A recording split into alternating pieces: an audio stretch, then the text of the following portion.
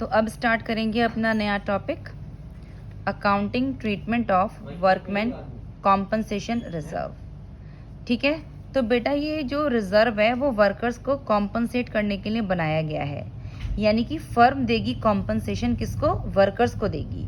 ठीक है, तो जैसे सपोज करो कि एक फर्म में 3 पार्टनर थे ABC, जो कि इक्वल रेशो ले रहे थे, तो ये उनका ओल्ड रेशो है, और जो उनका न्यू रेशो है वो है 3:2:1, और उन्होंने एक वर्कमैन कॉम्पनसेशन रिजर्व बनाया हुआ है 60,000 का। ठीक है, तो ये जो वर्कमैन कॉम्पनसेशन रिजर्व बनाते हैं ना, ये वर्कर को कॉम्पनसेट करने के लिए बनाया जाता है। अब इसमें ना 3-4 केसेस होते हैं, तो हम 1 बाय 1 करके पढ़ेंगे। सपोज केस नंबर 1 है हमारा कि नो इन्फॉर्मेशन और नो क्लेम फ्रॉम वर्कर्स, यानी कि क्वेश्चन में कोई इन्फॉर्मेशन नहीं दे रखी है क्लेम के बारे में, और ना ही वर्कर्स ने कोई क्लेम किया है। तो इस सिचुएशन में क्या करेंगे कि अगर कोई क्लेम नहीं आया ना वर्कर की तरफ से, तो ये 60,000 का जो हमारा रिजर्व है, ये क्या करते हैं, ओल्ड पार्टनर्स डिस्ट्रीब्यूट कर लेते हैं ओल्ड रेशो में। ठीक है, तो यहाँ पर कोई क्लेम नहीं आया, तो ये पूरा का पूरा 60,000 वर्कमैन कॉम्पनसेशन रिजर्व ABC ने डिस्ट्रीब्यूट कर लिया किस रेशो में, ओल्ड रेशो में। देखो इसकी एंट्री होती है, workman compensation reserve debit to A's capital account, to B's capital account, to C's capital account. तो 60,000 का रिजर्व था, कोई क्लेम आया नहीं है, तो पूरा का पूरा उन्होंने आपस में डिस्ट्रीब्यूट कर लिया। अब इसमें केस 2 आता है कि when there is a claim of 30,000 from workers. अब सपोज करो हमने रिजर्व कितने का बनाया हुआ है, हमने रिजर्व 60,000 का बनाया हुआ है, और अब हमारे पास क्लेम आ जाता है 30,000 का वर्कर्स की तरफ से।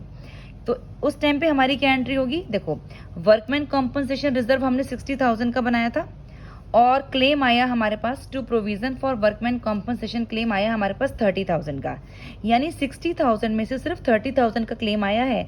अभी भी जो हमारे पास रिमेनिंग 30,000 जो बच रहे हैं ना रिजर्व में, वो क्या करेंगे, वो पार्टनर्स आपस में डिस्ट्रीब्यूट कर लेंगे ओल्ड रेशो में।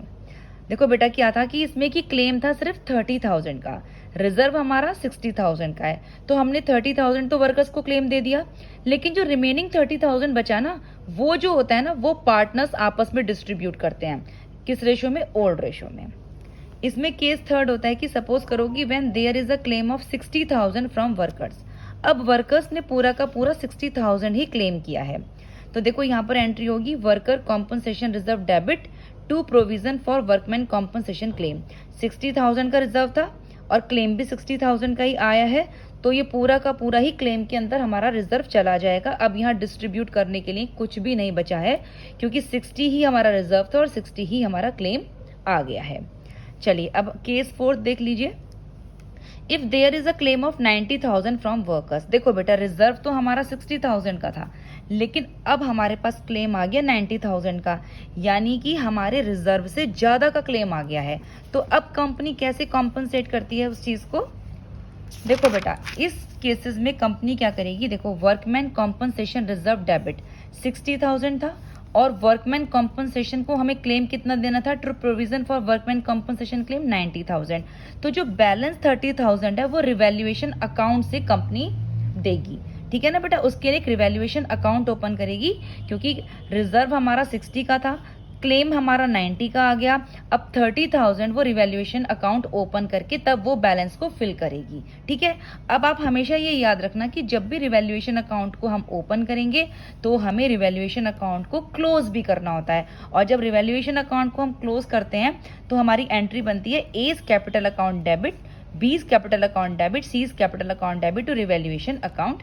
30,000 था जो कि हमने ओपन किया था 30,000 से, और ओल्ड रेशो में ही ये तीनों पार्टनर्स को चला जाएगा 10,000 10,000 10,000। ठीक है बेटा, देखो फिर से एक बार देख लो, हमारा वर्कमैन कॉम्पनसेशन रिजर्व था 60,000 का, और जो हमारा क्लेम आ गया वो आ गया 90,000 का। तो क्लेम हमारा ज्यादा आ गया, 30,000 को फिल करने के लिए, बैलेंस करने के लिए हमें एक रिवैल्यूएशन अकाउंट ओपन करना होता है, और जब भी हम रिवैल्यूएशन अकाउंट ओपन करेंगे तो रिवैल्यूएशन अकाउंट को क्लोज करना मस्ट है। जब रिवैल्यूएशन अकाउंट को क्लोज करेंगे तो रिवैल्यूएशन अकाउंट हमारा क्रेडिट होगा, और किसको क्रेडिट होगा, पार्टनर्स को। A's capital account debit, B's capital account debit, C's capital account debit to revaluation account. 30,000 से हमने रिवैल्यूएशन अकाउंट ओपन किया था, 10,000 10,000 10,000 किस रेशो में, ओल्ड रेशो में। ये जो वर्कमैन कॉम्पनसेशन रिजर्व का टॉपिक है ना, ये बेटा profit sharing ratio, admission, retirement and death में बिल्कुल सेम एज इट इज ही होता है।